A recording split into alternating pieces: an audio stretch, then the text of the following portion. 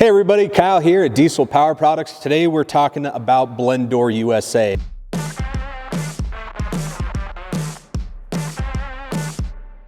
It's happened to me in the past. I don't know what's happened to you or not, but you go to turn that knob and you're not getting the airflow where you want out of what vent. And it's most likely because those cheap plastic blend doors in your HVAC system that have that biodegradable foam on there have failed. This solves that problem, but it's a huge upgrade. You're gonna have to tear that dash out to access those components, so you might as well buy the right product and fix it one time.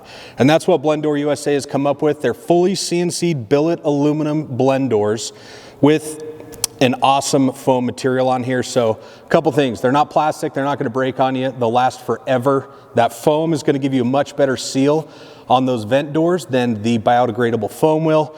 And it'll be the last time you have to go back into your dash to fix the problem. So if you're looking for new blend doors for your Dodge, you can click the link in the bio, or you can come check us out at dieselpowerproducts.com.